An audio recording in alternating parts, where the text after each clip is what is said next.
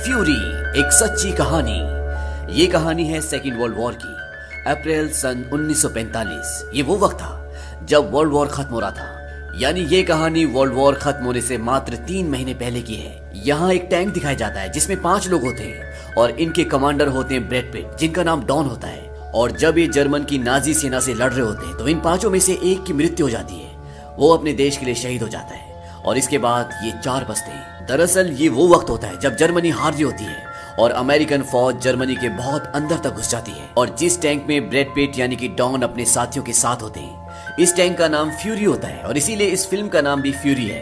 अब ये सारे के सारे वहां से निकलकर अपने कैंप तक पहुंचते हैं जहां पर और भी बहुत सारे अमेरिकन हैं।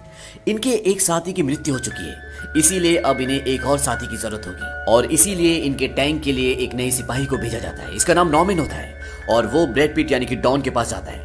डॉन उसे देखकर बोलता है कि नहीं, तुम नहीं हो सकते, क्योंकि वो बहुत यंग होता है, उसे कोई एक्सपीरियंस नहीं होता। वो कहता है कि नहीं, मुझे सार्जेंट ने यहाँ भेजा और अब मैं आपके साथ आपके टैंक में काम करूंगा। डॉन उससे पूछता है कि तुम कब से फौज में हो? वो कहता है कि 8 हफ्ते से।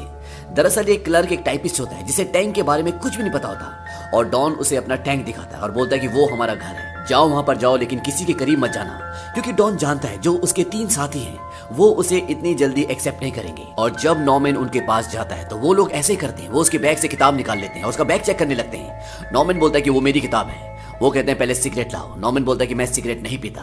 वो बोलते हैं कि तुम झूठ बोलते हो। इसके बाद उनमें से एक पूछता है क्या तुम कभी टैंक स्कूल गए हो? नॉर्मन बोलता है कि मैंने टैंक को कभी अंदर से देखा भी नहीं है और वो उसको अंदर जाने के लिए कहते हैं। अब यहाँ पर नॉर्मन को टैंक की अंदर से सफाई करनी होती है और जब वो सफाई कर रहा होता है तो वहां पर बहुत सारा रक्त पड़ा होता है, जिसे देखकर उसे वॉमिट होना शुरू हो जाती है और वो बाहर आकर वॉमिट करने लगता है। और ये सब कुछ वहां से डॉन देख रहा होता है। डॉन समझ जाता है कि इसका दिल कच्चा है और उसे समझाता है कि हर एक जर्मन को हमें मारना है, वो हमारे दुश्मन है, अगर तुम उसे नहीं मारोगे तो वो तुम्हें मार देंगे। और यहाँ से ये 5 टैंकों की एक टुकड़ी के साथ आगे बढ़ते हैं क्योंकि इन्हें जर्मनी के और भी अंदर जाना है। और जब ये आगे जा रहे होते हैं तो वहां पर जर्मनी के बहुत सारे लोग पैदल चल रहे होते हैं, लेकिन फौज आम लोगों को कुछ भी नहीं करती और वो वहां से आगे निकल जाती है। और जब इनके 5 टैंक आगे बढ़ते हैं तो रास्ते में एक जंगल का रास्ता आता है और जब वो वहां से जा रहे होते हैं तो कुछ सिपाही इनके ऊपर हमला कर देते हैं और इनके एक टैंक पर आग लग जाती है, लेकिन उन सभी सिपाहियों को ये लोग मार देते हैं। यहाँ पर गलती नॉर्मन की होती है क्योंकि वो सिपाही उसकी तरफ से आया था और वो चाहता तो उसको गोली मार सकता था, लेकिन उसने उसे गोली इसलिए नहीं मारी होती क्योंकि वो बहुत कम एज का लड़का होता है। इस बात से डॉन को बहुत गुस्सा आता है। बोलता नॉर्मन, तुमने क्या किया? तुम उसे मारना चाहिए था, वो तुम्हारी तरफ से आया था। नॉर्मन बोलता है कि वो एक बच्चा था। डॉन बोलता है कि देखा उस बच्चे ने क्या किया, एक टैंक पर आग लगा दी और हमारे साथी मारे गए। दरअसल नॉर्मन की वजह से उनका एक टैंक खराब हो चुका होता है और अब ये लोग 4 टैंकों के साथ वहां से आगे बढ़ते हैं और ये एक जगह पहुंचते हैं जहां पर जर्मन्स की और अमेरिकन्स की लड़ाई हो रही होती है। और वहां पर रॉजर यानी कि डॉन एक ऑफिसर से मिलता है और वो बताता है कि मेरी सेना की टुकड़ी एक जगह फंस चुकी है, मैंने टैंक्स भी भेजे थे लेकिन जर्मन्स ने सारे टैंक्स उड़ा दिए, क्या तुम उन्हें बचा सकते हो? डॉन बोलता है कि हाँ, मैं ये कर सकता हूँ, क्योंकि डॉन बहुत ही ब्रेव होता है और ये ऑफिसर उसको पहले से जानता है। और अब डॉन अपने 4 टैंकों के साथ और कुछ पैदल सैनिकों के साथ आगे बढ़ता है और जब वो आगे जाते हैं तो रास्ते में इन्हें एक जगह धुआं उड़ता हुआ नजर आता है और ये अपने टैंक्स उस तरफ ले जाते हैं और वहां पर बहुत सारे अमेरिकन सैनिक होते हैं। ये वही जगह होती है जहां पर इनकी सेना की टुकड़ी फंसी होती है और सारे के सारे सैनिक अब टैंकों के पीछे आ जाते हैं और ये उस तरफ बढ़ना शुरू करते हैं जिस तरफ जर्मन्स हैं। जर्मन्स इन पे हमला कर देते हैं और जवाब में अमेरिकन फौज भी उन पे हमला करती है, लेकिन यहाँ पे जर्मन्स का एक एंटी टैंक भी होता है, यानी कि टैंकों को तबाह करने के लिए एक दूसरा टैंक, और वो इन पर हमला करता है। लेकिन डॉन की कमांड में ये उस टैंक को उड़ा देते हैं, लेकिन वहां पर एक और टैंक होता है और ये पेड़ों की तरफ लगातार गोलियां चलाते हैं। वहां पर कई लाशें भी पड़ी होती है और नॉर्मन का साथी बोलता है कि उन्हें मारो। नॉर्मन बोलता है कि वो सब मर चुके, वो लाशें हैं। वो कहता है कि तुम्हें कैसे पता कि वो मर चुके हैं? अगर किसी ने उठकर गोली चलाई तब तुम क्या करोगे? और इस बात से नॉर्मन को बहुत दुख होता है क्योंकि उसका दिल कमजोर होता है, वो किसी को नहीं मार सकता। और नॉर्मन बोलता है कि मैं हार गया, मैं नहीं कर सकता। उसका साथी बाइबल जो वहां पर होता है वो बोलता है कि मैं समझता हूँ ये अच्छा काम नहीं है लेकिन करना पड़ता है। और यहाँ पर ये सारे जर्मन्स को मारकर उन पर फतेह हासिल कर लेते हैं। डॉन नॉर्मन को बोलता है कि जिस सीट पर तुम बैठे हो यहाँ पर मेरे पास सबसे बेस्ट सिपाही था और अब तुम वहां पर हो और मैंने अपने सिपाहियों को वादा किया कि मैं उन्हें जिंदा रखूंगा, लेकिन इसके आड़े तुम आ रहे हो। नॉर्मन बोलता है कि मैंने आज तक सिर्फ टाइपिंग की है, मुझे मरे हुए लोगों पर गोलियां चलाने की ट्रेनिंग नहीं दी गई है। वो बोलता है कि सॉरी, अब मैं आगे ध्यान रखूंगा। अब यहीं पर ये एक जर्मन आदमी को पकड़ते हैं जिसने अमेरिकन सैनिक का कोट पहना होता है और वो इस आदमी को डॉन के पास लेकर आते हैं। डॉन नॉर्मन को टैंक से बाहर बुलाता है और उसे बंदूक देकर बोलता है कि लो, इसकी पीठ पर एक बड़ा सा छेद बना दो। नॉर्मन कहता है कि नहीं, मैं ऐसा नहीं कर सकता। डॉन बोलता है ऐसा क्यों नहीं कर सकते? वो कहता है कि ये सही नहीं है। डॉन बोलता है कि तुम यहाँ पर सही और गलत का फैसला करने के लिए नहीं आए हो, तुम यहाँ पर इन्हें मारने के लिए आए हो और जानते हो कि ये यहाँ पर क्यों है, ये तुम्हें मारने के लिए आया। अब तुम इसे मारो नहीं तो ये तुम्हें मार देगा। डॉन उसे कहता है कि तुम्हें इन सब चीजों से बाहर आना होगा, लो उसे मार दो।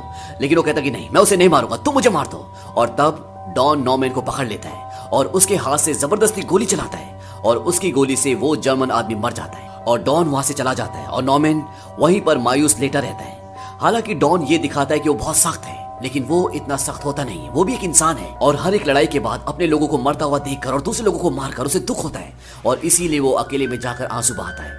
हालांकि वो ये बात किसी को बताता नहीं, किसी को दिखाता नहीं, क्योंकि यहाँ पर इंसानियत की कोई कीमत नहीं है। इन्हें किसी भी कीमत पर इस जंग को जीतना होगा, नाजी सेना को हराना होगा। यही एक कारण होता है कि ब्रैड पिट यानी कि डॉन किसी को अपने अंदर के एहसास नहीं दिखाता। वहीं नॉर्मैन के हाथ से अभी अभी डॉन ने एक आदमी को मारा है, इसलिए नॉर्मैन बहुत दुखी होता है और रो रहा होता है और उसके सभी साथी जो उसके साथ टैंक में होते हैं वो उसे समझा रहे होते हैं। तभी वहां पर डॉन आता है, वो बोलता है कि मैंने सुबह से तुम्हें कुछ खाते हुए नहीं देखा, कुछ खा लेना। और इसके कुछ देर बाद वो सब के सब वहां से रवाना हो जाते हैं और वो एक शहर में पहुंचते हैं जहां पर जर्मन की नाजी सेना होती है और ये सब उनका मुकाबला करते हैं। यहाँ पर नॉर्मैन भी कई लोगों को मारता है क्योंकि अब वो बदल चुका है, वो समझ चुका है कि हमें इन्हें मारना होगा, नहीं तो ये हमें मार देंगे। और वो उस पूरे इलाके पर फतेह पा लेते हैं। यहाँ पर डॉन को उसका सीनियर ऑफिसर बोलता है कि हम रात को यहीं पे रुकेंगे और सुबह यहाँ से चलेंगे। और अब ये पूरी की पूरी सेना रात को यहीं पर रुकने की तैयारी करती है और डॉन नॉर्मैन के पास आता है, वो उसे बोलता है कि ये सब आसान था ना। नॉर्मैन कहता है कि हाँ ये सब आसान था, सच कहो तो मुझे अच्छा लगा क्योंकि उसने अपने देश के लिए लोगों को मारा होता है और इसीलिए अब उसे अच्छा लग रहा होता है। और इसके बाद डॉन और नॉर्मैन एक अपार्टमेंट में जाते हैं क्योंकि रात को इन्हें यहीं पर रुकना है। वहां पर एक लेडी और उसकी कजन होती है और डॉन उस लेडी की कजन जिसका नाम एमा होता है, वो बहुत खूबसूरत होती है, उसे कुछ अंडे देता है और साथ में सिगरेट्स के पैकेट भी देता है ताकि वो उनके लिए अंडे बना सके और वो उनके लिए अंडे बनाना शुरू करते हैं। वहीं पर एक बहुत बड़ा पियानो भी होता है और साथ में म्यूजिक के नोट्स भी होते हैं।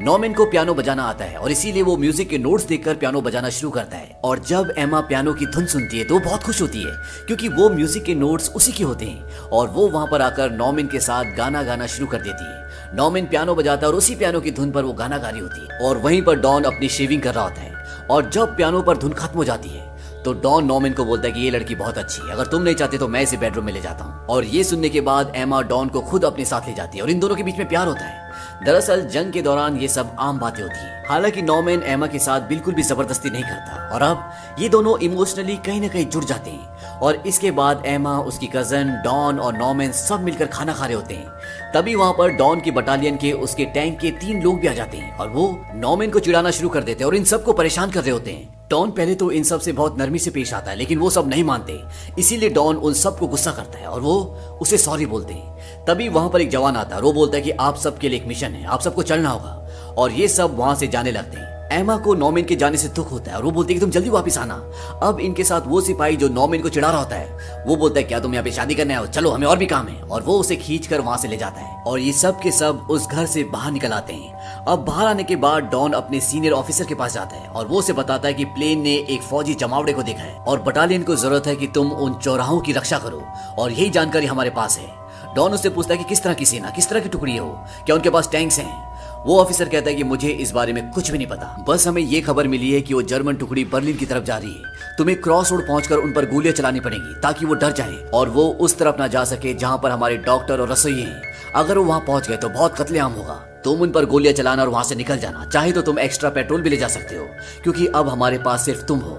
और डॉन अपने साथियों के साथ वहां जाने की तैयारी करता है लेकिन तभी हवाई जहाजों से इनके ऊपर बमबारी की जाती है और सब के सब इधर उधर छुप जाते हैं और नॉर्मैन भी टैंक के नीचे चला जाता है। और जब बमबारी खत्म होती है और नॉर्मैन बाहर आता है तो वो देखता है कि जिस घर में एमा रहती थी वो पूरी तरह से तबाह हो चुका है, टूट चुका है क्योंकि उसके ऊपर बम गिरा होता है और वो भागता उधर जाता है और वो देखता है कि एमा वहां पर मर चुकी होती है। इससे नॉर्मैन को बहुत दुख होता है, बहुत रोता है और तभी उसके टैंक पे जो उसका साथी होता है जो उसे परेशान कर रहा होता है वो उसे अपने साथ जबरदस्ती टैंक में बिठा देता है। और अब ये लोग चारों टैंकों के साथ आगे बढ़ना शुरू करते हैं। ये क्रॉस रोड की तरफ जा रहे होते हैं। तभी रास्ते में इनके ऊपर एक टैंक हमला कर देता है और ये टाइगर टैंक होता है। Tiger tank second world war का सबसे शक्तिशाली टैंक था जो केवल जर्मन्स के पास था और अब ये सब के सब उस टैंक को तबाह करने के लिए, उसे नष्ट करने के लिए उस तरफ निकल पड़ते हैं। लेकिन वो टैंक एक एक करके इनके 3 टैंक्स को तबाह कर देता है और इनके सारे सैनिकों को मार देता है। और अब सिर्फ डॉन का टैंक फ्यूरी और दूसरा टाइगर टैंक आमने सामने होते हैं। लेकिन डॉन और उसके 4 साथी फ्यूरी से उस दूसरे टैंक को, जिसका नाम टाइगर टैंक है,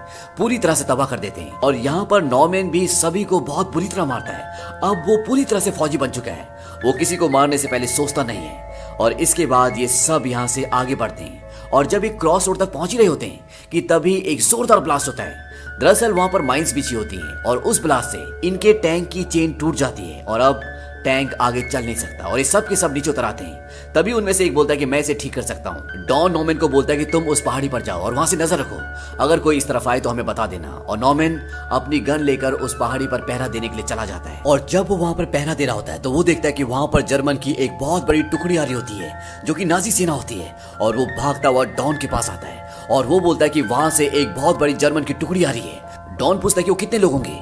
नॉर्मैन बोलता है कि वो 200 या 300 लोग होंगे। डॉन पूछता है क्या उनके पास टैंक्स हैं। नॉर्मैन बोलता है कि उनके पास टैंक्स नहीं है, उनके पास ट्रक्स हैं। तभी उनमें से एक बोलता है कि वो कोई डरपोक होंगे जो भाग रहे होंगे। नॉर्मैन बोलता है कि नहीं, वो सब गाना गा रहे थे और ऐसा लग रहा था जैसे वो लड़ना चाहते हैं। डॉन बोलता है कि ये एसएस बटालियन है। दरअसल डॉन को कई भाषाएं आती है, उसे जर्मन भी आती है और वो कई सालों से जर्मन से लड़ रहा होता है। अब यहाँ पर जो बाकी के 4 सैनिक होते हैं, यानी कि नॉर्मैन और उनके 3 साथी जो इस टैंक के सैनिक होते हैं, वो सब यहाँ से जाने की तैयारी करते हैं। लेकिन डॉन वो कहता है कि मैं इस टैंक को छोड़कर नहीं जाऊंगा, ये मेरा घर है, तुम सब उस पहाड़ी के रास्ते से यहाँ से निकल जाओ, मैं इन सब का सामना करूंगा।